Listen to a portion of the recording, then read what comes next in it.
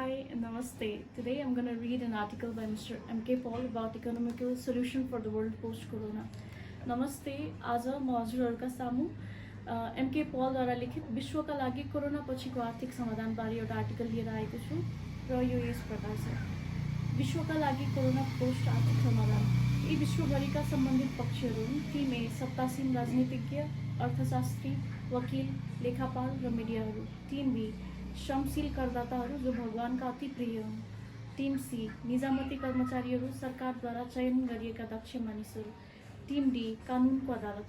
Team ई वैज्ञानिकहरू, इन्जिनियरहरू तथा डाक्टरहरू। तथ्य खाना, आवास, कपडा, उपचार, शिक्षा, मानवीय आधारभूत आवश्यकताहरू। तथ्य स्रोत भगवानबाट उपहार स्वरूप सबैको लागि प्रदान गरिएको प्रकृति। म विश्वास गर्दछु कि मसँग कोरोना कालपछि विश्व मुद्दाका समाधानहरू छन्। कोरोना कालपछिका गम्भीर समस्याहरू तल उल्लेखित समूहद्वारा समाधान हुने छैन। सत्तासीन राजनीतिज्ञ, अर्थशास्त्री, वकिलहरू, लेखापालहरू र मिडिया, यी समूहहरूले मानवीय आधारभूत आवश्यकताहरू पूर्ति गर्ने अवसरहरू सृजना गर्न सक्दैन। केवल तिनीहरू करदाताको पैसाबाट मात्र काम गर्न सक्छन्। सर्वप्रथम हामीले प्राकृतिक रूपमा मानवीय आधारभूत अवस्थाहरू सृजना गर्नुपर्दछ, सही व्यक्तिलाई सामेल गराएर, र त्यसपछि टिम एले सही तरिकाले सही ठाउँमा करको पैसा खर्च गर्न सक्दछ। म मजदुर वर्गको ध्यान आकर्षण गर्न चाहन्छु। तिनीहरू परिश्रमी करदाताहरू हुन्। भगवानका अति प्रिय तथा वास्तविक पीडितहरू पनि यिनी नै हुन्। म विश्वास गर्दछु कि यो श्रमिक वर्गका करदाताहरू जो भगवानका अति प्रिय हुन्, उनीहरूले यी सुझावहरू सुन्नको लागि सही समय हो। आउनुहोस्, विश्वभरका सबै कामदारहरू मिलेर यस संसारलाई बाँच्ने राम्रो ठाउँ बनाऊ। केवल यति मात्र होइन, सबै मानव जगतको रूपमा बनाऊ। यी दुवै सजिलो र सम्भव पनि छ। इन्जिनियरिङ र निर्माण व्यवसायमा विगत 40 वर्षको मेरो अनुभवमा मैले बुझेको छु कि हरेक मानिस एकअर्काका लागि महत्त्वपूर्ण छ भन्ने कुनै पनि मामिलामा। त्यसकारण म सबै मानवको आदर र सम्मान गर्छु। तथापि हामी सधैँ चाहन्छौँ कि सही व्यक्ति सही ठाउँमा सही समयमा पुगोस् भने। धेरै साधारण व्यक्तिहरूले असाधारण काम गरी इतिहास रचेका छन्। मलाई महसुस हुन्छ कि हरेक मानवमा केही न केही अद्भुत क्षमता हुन्छ। यदि हामीले ती क्षमताहरूलाई मानवीय आधारभूत आवश्यकता प्रकृतिबाट पूरा गराउन सही तरिकाले प्रयोग गर्न सक्यौँ भने हाम्रो सामूहिक जीवन सधैँ उत्तम हुन्छ। मैले चरम गरिबी र मेरो स्तरको निरक्षरतालाई पराजित गरेँ। म अरूसँग तुलना गर्न सक्दिनँ र अब विश्वस्त छु कि म पनि संसारको लागि यस्तै गर्न सक्दछु र देशहरूलाई दिवालियापनबाट बचाउन सक्दछु। हामी सबैले एउटा महत्त्वपूर्ण तथ्यलाई बुझ्नु जरुरी छ। त्यो के हो भने कसले हामीलाई जिउँदो राखेको, कसले हाम्रो श्वास चलाइराखेको छ, कसले मानवीय आवश्यकताहरूको सृजना गरे प्रकृतिबाट, जस्तै खाना, पानी, कपडा, आवास तथा औषधि। प्रकृतिमा यी आधारभूत आवश्यकताहरू सजिलै उपलब्ध छन्। उदाहरणको लागि सूर्यको किरण। साथै मानव प्रतिभा विश्वव्यापी छ र हामीलाई प्रकृतिबाट जे चाहिन्छ त्यो प्राप्त गर्न सक्दछौँ। त्यसो भए किन हामी गरिबी, निरक्षरता, बेरोजगारी, प्राकृतिक प्रकोप र सुरक्षा समस्याहरूबाट ग्रसित छौँ? विश्वका श्रमिक वर्ग जस्तै मेहनती, भगवानको डर राख्ने तथा करदाताहरू आफ्नो देश चलाउन सही प्रतिनिधि रोज्दैनन्। यो विगत 2500 वर्षदेखि विश्वभर हुँदै आएको छ। समुदायले प्रतिनिधि चयन गर्नुपर्छ जसले प्रकृतिबाट प्रत्यक्ष रूपमा आधारभूत आवश्यकताहरू पूरा गराउन सक्दछ, न कि मध्यकर्ता वा दूत बनेर, जस्तै विश्वका शक्तिशाली राजनेता बनेर। सत्तासीन राजनीतिज्ञ, अर्थशास्त्री, वकिलहरू, लेखापालहरू र मिडियाले प्रकृतिबाट हाम्रो आधारभूत आवश्यकता स्रोत जुटाउन सक्दैनन्। तिनीहरू कानुन र प्रशासनको साथ मिलेर हाम्रो करको पैसा प्रबन्ध गर्नमा विशेषज्ञ हुन्छन्। हामीले सर्वप्रथम हाम्रा आधारभूत आवश्यकताका स्रोत प्रकृतिबाट सृजना गर्नुपर्दछ, सही व्यक्तिहरूलाई संलग्न गराएर। त्यसपछि यो समूहले करको पैसा खर्च गर्न सक्दछ। मिडियाले उनीहरूको उत्कृष्ट प्रतिभालाई बिगार्दै कसले के भन्योमा व्यस्त रहन्छ र सायद कुनै न कुनै राजनीतिक दलको पक्षमा कुरा गर्छन्। यद्यपि उनीहरू आधारभूत आवश्यकता र समस्या समाधानको बारेमा कुरा गर्दैनन्। कोरोना विश्वका सबै श्रमजीवी वर्गका लागि अब उपरान्त सही प्रतिनिधि छनौट गर्नका लागि पाठ हो। विश्वव्यापी समस्या समाधानका लागि यो लामो समय भएको छ। सही व्यक्ति सही स्थानमा भएमा संसारको समृद्धि आजका दिनमा धेरै हुने थियो। केही इमानवालाहरू विश्वास गर्छन् कि अब जब कुनै नराम्रो कुराले मानिसहरूलाई हानि पुर्याउँछ, भगवानले त्यसलाई सुधार्न र मानव जातिलाई बचाउन कदम चाल्नुहुन्छ। कोरोना भगवानको यी कार्यहरूमध्ये एक हो। यदि श्रमजीवी वर्गले उपरोक्त बिन्दुलाई बुझे भने हामी सबै विश्वका समस्याहरू समाधान गर्न नजिक हुनेछौँ। गरिबी भनेको त्यस्तो चिज हो जुन विश्वव्यापी रूपमा व्याप्त छ र श्रमजीवी वर्गका मानिसहरूको अनभिज्ञताका कारण तिनीहरू पुस्तौँ पुस्तासम्म पनि पीडित रहेका छन्। यदि श्रमजीवी वर्गले यो कुरा बुझ्न सक्यो कि एक मानव समुदायले सम्पूर्ण मानवलाई जीवित राख्दछ, मानवहरू उनीहरूको आधारभूत आवश्यकताहरू प्रकृतिबाट उपलब्ध गराई केही समयमा नै सबै समस्याहरू समाधान हुनेछन्। मेरो जीवनभरका प्रयासहरू विश्वव्यापी रूपमा कार्यरत वर्गका व्यक्तिहरूसम्म पुग्नेछन् र उनीहरूलाई यो बुझ्नको लागि मद्दत गर्नेछन् कि एउटा मानव समुदायले सम्पूर्ण मानवलाई जीवित राख्दछ, श्वास फेरिराख्न मद्दत गर्छ र हामीलाई हाम्रो आधारभूत मानवीय आवश्यकताहरू उपलब्ध गराउँछ। विश्वभरिका प्रजातान्त्रिक शासकहरूको विगत 2500 वर्षको इतिहासमा आधारभूत मानव आवश्यकताको निर्माणको एउटा उदाहरण फेला पार्ने प्रयास गरौँ। तिनीहरू कार्य गर्दैनन्, केवल बोल्ने काम मात्र गर्छन्। हामी सायद यसको कुनै उदाहरण पाउन सक्दैनौँ। धेरै पहिलादेखि नै मजदुर वर्गका मानिसहरू यस तथ्यबाट अनभिज्ञ थिए। तिनीहरूले जहिले पनि गलत प्रतिनिधि चयन गर्ने गरेका छन्, जसले केवल करको पैसा कसरी खर्च गर्ने भन्ने मात्र जान्दछन् र आधारभूत मानवीय आवश्यकताहरू सृजना गर्न सक्दैनन्। यस कोरोना सङ्कटकाल र अन्य सबै प्राकृतिक आपतकालीन अवस्थामा विश्वभरिका प्रजातान्त्रिक शासकहरूले सहयोग गर्न सक्दैनन्। तिनीहरू केवल वैज्ञानिकहरू, डाक्टरहरू र इन्जिनियरहरूको सहयोग लिन्छन्।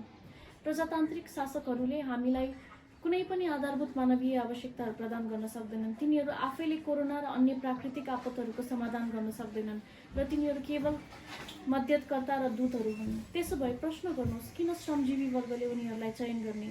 केवल करको पैसा खर्च गर्नको लागि? यो सम्पूर्ण मानव प्रजातिको लागि हानिकारक छ। सत्तारूढ राजनीतिज्ञ, अर्थशास्त्री, वकिलहरू, लेखापालहरू तथा मिडियाले प्रकृतिबाट हाम्रो आधारभूत आवश्यकताका स्रोत जुटाउन सक्दैनन्। तिनीहरू केवल हाम्रो कर रकम, कानुन, प्रशासन, मनोरञ्जन र चुनावहरू प्रबन्ध गर्नमा विशेषज्ञहरू हुन्। हामीले सर्वप्रथम प्रकृतिबाट हाम्रो आधारभूत आवश्यकताहरू सृजना गर्न आवश्यक छ र त्यसपछि हामी उनीहरूसँग संलग्न हुन सक्दछौँ कि कसरी करको पैसा उत्तम तरिकाले खर्च गर्ने भनेर। प्रजातान्त्रिक शासकहरू र मिडियाले सधैँ विज्ञान र मौसम परिवर्तनको बारेमा आफ्नो वैज्ञानिक अध्ययन बिना नै कुरा गर्छन् कि यही समूहले कसैलाई योग्य डाक्टर बिना नै मेडिसिन अभ्यास गर्न वा एक योग्य वकिल बिना नै कानुनी अभ्यास गर्न अनुमति दिनेछ? हो, तिनीहरूले यसलाई अनुमति दिँदैनन्, तर तिनीहरू विज्ञानको अभ्यास बिना अध्ययन गर्न सक्दछन्।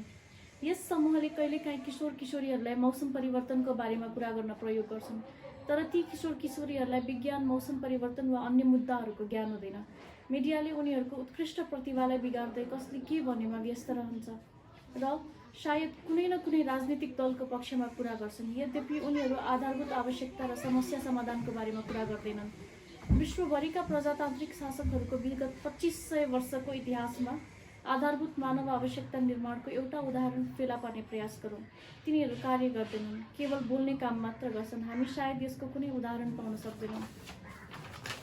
केही राष्ट्रपतिहरू आफ्नो कार्यकालपछि बहु अरबपति बन्ने गर्छन् र अझै पनि आफ्नो लिगेसी बनाउनमा व्यस्त रहन्छन्, तर राष्ट्रपति हुनुअघि उनीहरूको आर्थिक अवस्था एकदम कमजोर हुन्छ। त्यस्ता राष्ट्रपतिसँग सम्बन्धित राजनीतिक दलहरूले प्रश्न उठाउँदैनन्, बरु उल्टै सधैँ तिनीहरूको सराहना गर्ने गर्दछन्, किनकि ती राष्ट्रपतिहरू उही राजनीतिक पार्टीका हुन्छन्। साथै मतदाताहरूले पनि किन प्रश्न उठाउँदैनन् र किन त्यस्ता राष्ट्रपतिलाई जवाफदेही बनाइरहेका छैनन्? वर्तमान प्रजातान्त्रिक प्रणालीमा कुनै पनि देशले बढी कलामा आधारित सामान्य कुराकानीको कारण विकास गर्न सक्दैन। विगत 2500 वर्षदेखि विश्वभर प्रजातान्त्रिक समूह शासकहरूको बीचमा कुनै विज्ञान अवस्थित छैन। विज्ञान बिना केही चल्न सक्दैन। प्रजातान्त्रिक सरकारमा वैज्ञानिक विद्वानहरूको चयन नगरी हामीले यस संसारलाई कति क्षति पुर्याएका छौँ। कल्पना गर्नुहोस्, वैज्ञानिक अदालतको उपस्थिति बिना कानुनको अदालत पनि सही हुन सक्दैन। कहिलेकाहीँ हामीले कसैलाई 300-400 वर्ष जेलमा राखिएको देख्न सक्छौँ। यो पूर्णतया कलामा आधारित निर्णय हो। यस संसारमा धेरै युद्धहरू, धेरै हत्याहरू, धेरै आक्रमणहरू भए। सबै आर्टमा आधारित व्यक्तिहरूद्वारा गरिएका निर्णय हो। वैज्ञानिक विद्वानहरू कलामा आधारित व्यक्तिहरूको नेतृत्वमा काम गर्छन्। कलामा आधारित व्यक्तित्वहरू कसरी वैज्ञानिक निर्णयहरू मालिकहरू सरह गर्न सक्छन्? यो पछिल्लो 2500 वर्षको लागि एक कुल विपत्ति भएको छ। राजनीतिक वैज्ञानिकहरू विज्ञानको कुनै वास्तविक अध्ययन बिना, कुनै पनि आधारभूत मानवीय आवश्यकता निर्माण बिना विश्वभर सबै प्रजातान्त्रिक देशहरूमा शासन गर्दैछन्। तिनीहरूको काम भनेको सधैँ करको पैसा खर्च गर्ने मात्र हो। हामीलाई राजनैतिक वैज्ञानिकहरूको आवश्यकता छैन, विज्ञानको कुनै वास्तविक अध्ययन बिना। हामीलाई अब शासन गर्न र हाम्रो प्रकृति तिनीहरूलाई सुम्पन सबै प्रजातान्त्रिक सरकारमा वैज्ञानिक विद्वानहरू चाहिन्छ, ताकि तिनीहरू प्रकृतिबाट हामीलाई जे चाहिन्छ त्यो प्रदान गर्न सकुन्। आज जुनै पनि राजनीतिक र्यालीमा जहाँसुकै जोसुकैलाई सोध्नुहोस्, तपाईँको माग के हो? सबैभन्दा सामान्य प्रतिक्रिया हुनेछ, हामीलाई थाहा छैन। तर हाम्रो माग जसरी पनि पुरा हुनुपर्दछ। श्रमिक वर्ग करदाताका मतदाताहरूले उनीहरूलाई सधैँ मूर्ख बनाए, गलत व्यक्तिलाई मतदान गरेर, र यस संसारलाई विनाशकारी ठाउँमा राखेका छन्। हामी मानवहरू, वैज्ञानिकहरू, इन्जिनियरहरू र डाक्टरहरूको कारणले गर्दा सास फेर्छौँ र जीवित छौँ। हामी सायद कुनै पनि मुख्य न्यायाधीश वा राजनीतिज्ञ व्यक्तिको जस्तो मूर्ति, चिन्ह वा घर कुनै वैज्ञानिक, इन्जिनियर वा डाक्टरहरूकोमा देख्दैनौँ। जबकि वैज्ञानिक, इन्जिनियर, डाक्टरहरू हामीलाई प्रकृतिबाट आधारभूत आवश्यकताहरू दिन्छन्, हामीलाई जीवित राख्छन् र सास फेर्न मद्दत गर्छन्। यस संसारका मानिसहरू आरामसँग बस्न पर्याप्त नहुन्जेल विश्वका सबै सत्तारूढ प्रजातान्त्रिक पार्टीहरूमा सत्ता सञ्चालन गर्न 100% वैज्ञानिक विद्वानहरू चाहिन्छ। श्रमजीवी वर्गका व्यक्तिहरूले सबै वर्गका प्रतिनिधिहरू छान्नु पर्दछ, जस्तै सिनेट, काङ्ग्रेस, संसद सदस्यहरू, जसले आधारभूत मानवीय आवश्यकताहरू पहिले सृजना गर्न सकोस् र त्यसपछि हामी सबैले खर्च गर्न सकौँ। यो प्रकोप विश्वव्यापी रूपमा लामो समयदेखि भइरहेको छ, जसका लागि केवल श्रमजीवी वर्गको व्यवस्थालाई दोष दिइन्छ। यस कोरोना सङ्कट र अन्य सबै प्राकृतिक आपतकालमा विश्वव्यापी प्रजातान्त्रिक शासकहरूको कुनै काम छैन। तिनीहरू केवल वैज्ञानिक र डाक्टर र इन्जिनियरहरूको सहयोग लिन्छन्। यदि प्रजातान्त्रिक शासकहरूले कुनै आधारभूत मानवीय आवश्यकताहरू सृजना गर्न सक्दैनन् र कोरोना र अन्य प्राकृतिक आपतहरूको समाधान गर्न सक्दैनन् भने मजदुर वर्गले करको पैसा खर्च गर्न किन उनीहरूलाई चुनिरहेका छन्? यो सम्पूर्ण मानव प्रजातिको लागि ठूलो क्षति हो। सत्तारूढ राजनीतिज्ञ, अर्थशास्त्री, वकिलहरू, लेखापालहरू, मिडियाले, सेलिब्रिटी र व्यवसायका मालिकहरूले हामीलाई प्रकृतिबाट हाम्रो आधारभूत आवश्यकताहरू प्रदान गर्न मद्दत गर्न सक्दैनन्। तिनीहरू हाम्रो कर रकम, कानुन, प्रशासन, मनोरञ्जन र चुनावहरू प्रबन्ध गर्नमा विशेषज्ञहरू हुन्। यो संसार र हाम्रो एकमात्र जीवन पूर्ण रूपमा अर्थपूर्ण, शान्तिमय, सुन्दर, सफल तथा फलदायी बन्न सक्छ र हामी एकअर्कालाई सहयोग गर्न सक्छौँ यदि हामीले हाम्रा श्रमजीवी जनताको अज्ञानता हटाउन सक्यौँ भने। हामीसँग विश्वव्यापी रूपमा धेरै प्राकृतिक स्रोतहरू छन् र धेरै मानवीय प्रतिभाहरू छन्। यदि हाम्रो श्रमजीवी वर्गका मतदाताहरूले सही व्यक्तिहरू चयन गर्छन् भने यो संसार बस्नको लागि उत्तम स्थान हुन्छ र हामी सबैको जीवन राम्रो हुन्छ। श्रमिक वर्गले अज्ञानताका कारण गलत प्रतिनिधि छनौट गर्दा यस ग्रहको वृद्धि र विकास प्रतिबन्धित भएको छ। विज्ञानको विकासका कारण दुवै मानवीय प्रतिभा र प्राकृतिक संसाधनहरूले यस संसारलाई हाम्रो बाँच्नको लागि उत्तम स्थान बनाउन सक्छ। अबदेखि प्रत्येक निर्वाचनबाट विश्वव्यापी रूपमा सबै प्रजातान्त्रिक देशहरूमा मतदाताले सबै तहको चुनावमा वैज्ञानिक, इन्जिनियर र डाक्टरहरूलाई मात्र आफ्नो प्रतिनिधिको रूपमा चयन गर्छन् भने विश्वका सबै समस्याहरू तुरुन्त समाधान गर्न सकिन्छ। यो वैज्ञानिक, इन्जिनियर र डाक्टरहरूको समूहले अत्याधिक प्रतिभाशाली एवं सरकारद्वारा चयन गरिएका दक्ष निजामती कर्मचारीहरूको समन्वयमा तथा कानुनी अदालतको मान्यताको आधारमा काम गर्न सक्दछ। यस प्रकारले सम्पूर्ण प्रजातान्त्रिक विश्व छोटो समयमा नै समृद्ध हुन सक्छ। त्यहाँ धेरै कुरा मात्र नभई काम हुनेछ, सबै ठाउँमा सही व्यक्तिहरूको चयनबाट। हामीले सधैँ सामान्य कुराकानी मात्र देख्नेछौँ। म कुनै एकल व्यक्ति वा व्यक्तिहरूको समूहलाई विश्वको प्रत्येक प्रजातान्त्रिक देशहरूमा उही नाममा नयाँ प्रजातान्त्रिक पार्टी सुरु गर्न अनुरोध गर्दछु, ग्लोबल डेमोक्रेटिक पार्टी (GDP), र त्यसपछि प्रत्येक देशको 2 अक्षरको देश कोड। उदाहरणको लागि संयुक्त राज्य अमेरिकामा पार्टीको नाम GDP US हुनेछ। म सबै देशहरूमा सुरुवात समयमा उपलब्ध हुने प्रयास गर्नेछु र तपाईलाई पछिको अनुगमनको लागि मस्यौदा विज्ञान आधारित कन्स्टिट्युसन यानि कि संविधान प्रस्तुत गर्दछु। हामीसँग नयाँ सुरुवात गर्नुहोस् र हामी हाम्रा विगतका गल्तीहरूबाट बाहिर आउँ। वैज्ञानिक, इन्जिनियर र डाक्टरहरूको यो समूहले रोजगार सृजना गर्न सक्दछ, गरिबी र निरक्षरता हटाउन सक्दछ, विश्वव्यापी युवाहरूलाई सकारात्मक दिशातर्फ ऊर्जा दिन सक्छ र वैज्ञानिक नवीनताहरू विश्वव्यापी रूपमा PPP सार्वजनिक निजी साझेदारी आधारमा कार्यान्वयन गर्न सक्दछ। हामी कोरोना र अन्य सबै प्राकृतिक प्रकोपहरू सदाका लागि हटाउन सक्छौँ। अन्यथा हाम्रा वर्तमान विश्वव्यापी प्रजातान्त्रिक शासकहरूको अगाडि एक मात्र मार्ग छ, दिवालियापन घोषणा गर्नु वा अरूबाट ऋण लिनु। वैज्ञानिक, इन्जिनियर र डाक्टरहरूको यस समूहले सबै देशका शक्ति र कमजोरीहरू द्विपक्षीय रूपले दक्ष तथा अनुभवी व्यक्तिहरूको माध्यमबाट आदान प्रदान गर्न सक्छन्। मेरो विगतको गरिबीको अनुभव र विश्वव्यापी रूपमा धेरै सँगको समान अवस्थाका कारण म केवल ती व्यक्तिहरूको मात्र सुन्छु जसले हामीलाई सास फेर्न र जीवित रहन मद्दत गर्छन् र प्रकृतिबाट हाम्रा आधारभूत आवश्यकताहरू सृजना गर्छन्। म सम्बन्धित सबैको साथ विश्वव्यापी रूपमा भिडियो छलफलको लागि उपलब्ध छु र मलाई तल उल्लेखित माध्यमहरूबाट मार्फत सम्पर्क गर्न सक्नुहुनेछ। यहाँ चाहिँ यो आर्टिकल मैले हजुरहरूलाई पहिला पनि भनिसकेको छु कि मिस्टर एमके पलद्वारा लिखित हो र उहाँलाई सम्पर्क गर्नलाई विभिन्न माध्यमहरू छन्। उहाँको लिङ्क्डइन आइडी छ MK-Paul MK-PAUL पल। उहाँको ट्विटर आइडी छ MKPaul MKPAUL_Paul_।